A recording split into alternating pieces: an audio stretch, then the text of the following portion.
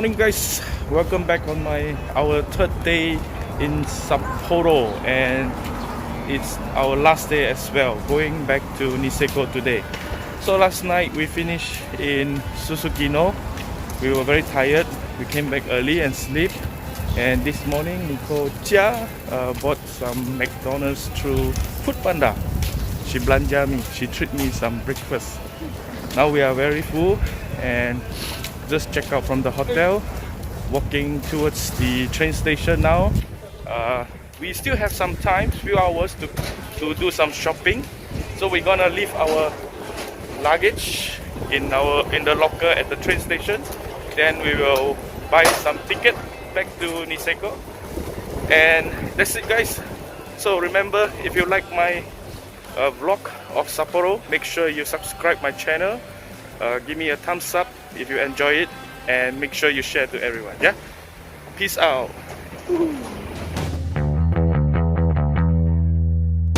I love that Otaru to the presence, but where are we?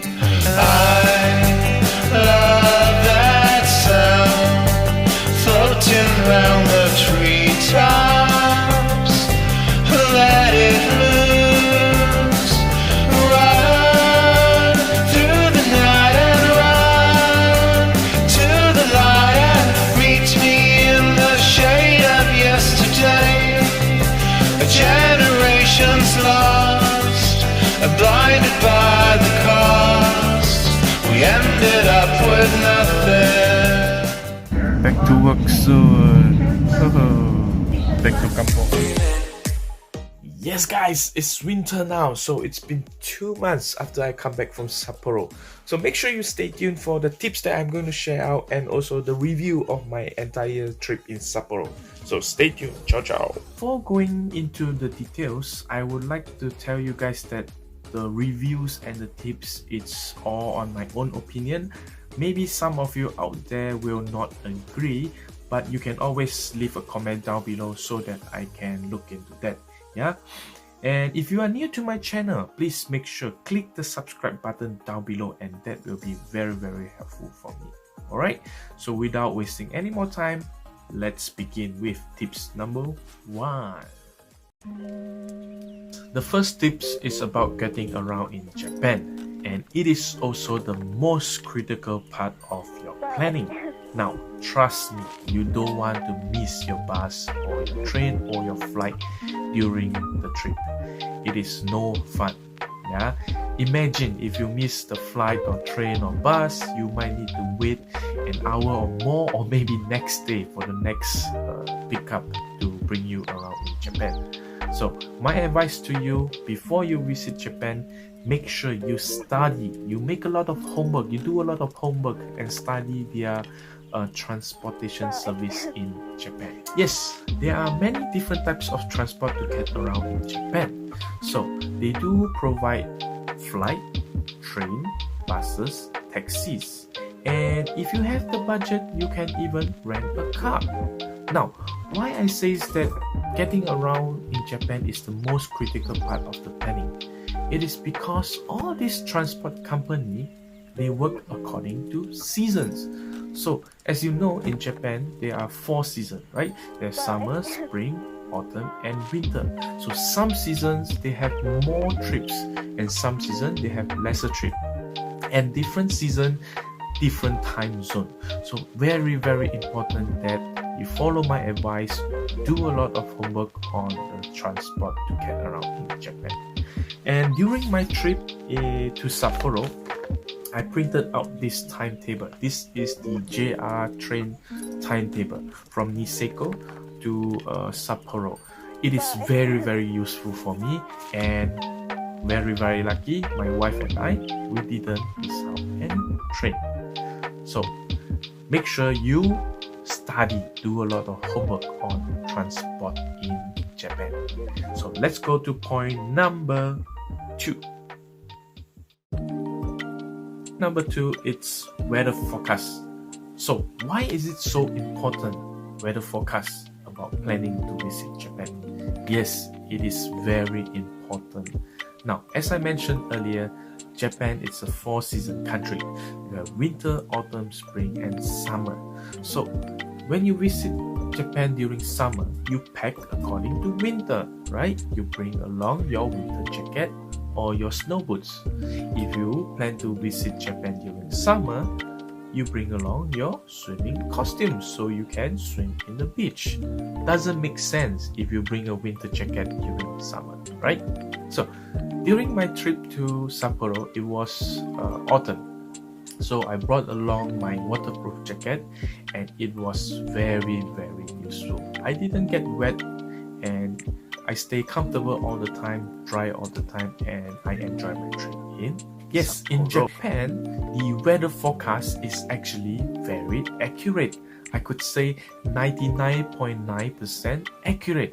When the forecast says rain, it will rain. When the forecast says snow, it will snow.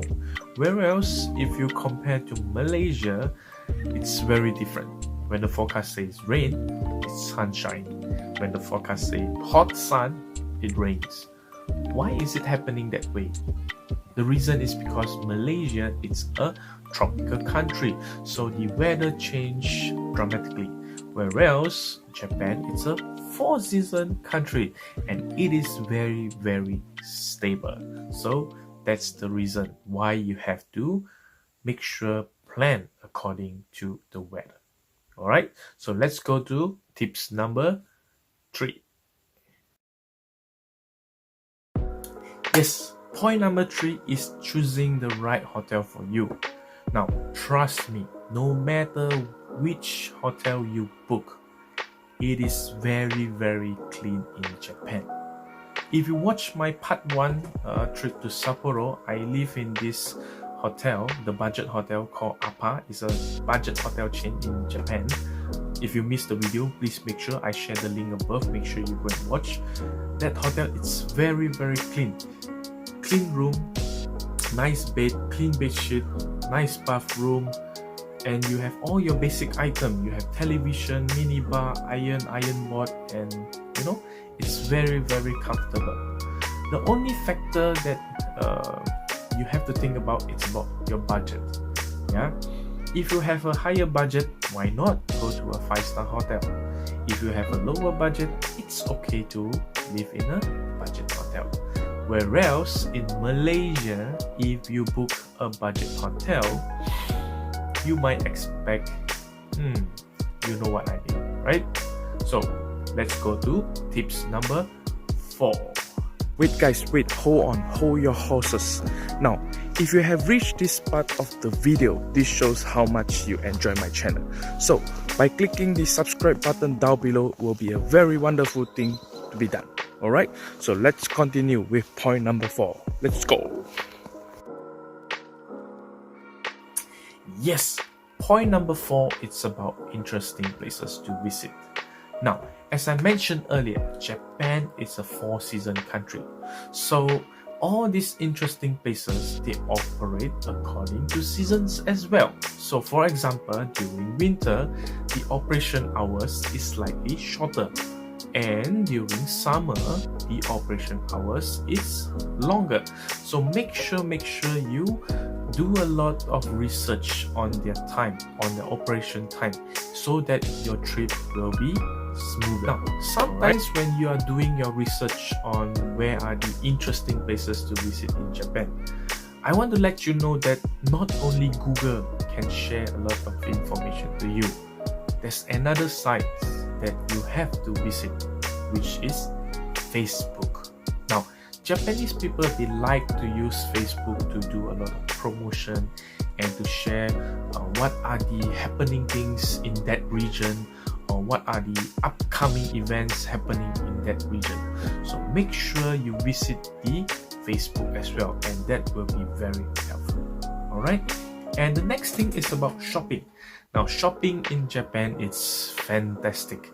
So make sure you save a lot of money and you do your shopping wildly. Yeah, it's very interesting. So don't miss out the shopping part of Japan. Okay, so let's go to the next tips. Point number 5, it's all about food, the most interesting part of the video, right? So during my trip to Sapporo, all the restaurant bookings or where to eat, all this research, I leave it to my wife, Nicole. And I could say she did a very good job, you know.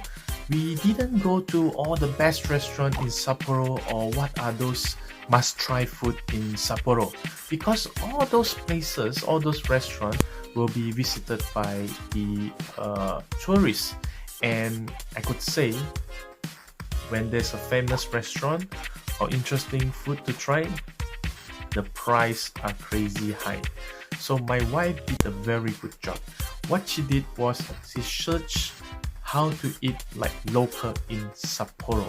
So we went to all these local restaurants in Sapporo, and I could say that all the food is very delicious and the price are all very reasonable. So good job to you, my wife Nicole. So make sure next trip you do the same. Alright, so let's go to point number 6. Yes, tips number 6 is about COVID measure. Now, many countries has already learned how to live with COVID, so it became a new norm. Whereas in Japan, it is still very critical. And if you plan to visit Japan in future or soon, please make sure you have your mask and you must wear it all the time, especially in public area. And also bring along a bottle of sanitizer. It is very convenient for you to sanitize your hand all the time. Yeah, so please make sure wear your mask. It is for your own protection and also to protect the people surrounding you. Okay, so let's go to the last point, which is, so before I go into the detail, please make sure if you enjoy my video and you think my tips is very useful, please give me a thumbs up and make sure you share my video to all your friends who are planning to visit Japan soon. Yeah, and don't forget, please subscribe to my channel and you have 10 years luck ahead. Okay, subscribe. Yeah, so let's continue with budget. So guys, this is the last part of the video, which is the budget or the expenses that I used during my trip in Sapporo, and I break them down into 3 days. Yeah, now on my first day, it's all about moving, transportation, and also the payment of the hotel. And I also went to one of the expensive restaurant, which is the Sapporo Beer Garden. And on the first day, I spent a total amount of 28,000 Japanese yen. So it's equivalent to around 1,000 plus Malaysian ringgit. Okay, and on my second day, I went to the curry restaurant. I went to the JR Tower. I did some shopping in H&M and also to the gyoza restaurant. And the total of the second day expenses is around 18,000 Japanese yen. So in Malaysian ringgit is around 700 to 800 ringgit.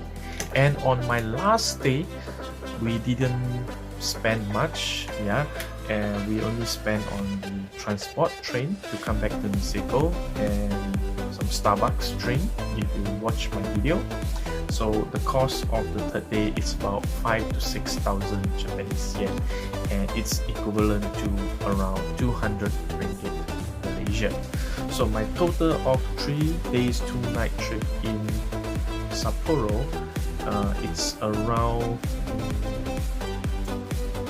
2,000 to 3,000 ringgit. So all my friends that are living in Malaysia, if you plan to come to Sapporo soon, so that is the around amount that you have to bring for 3 days 2 night trip.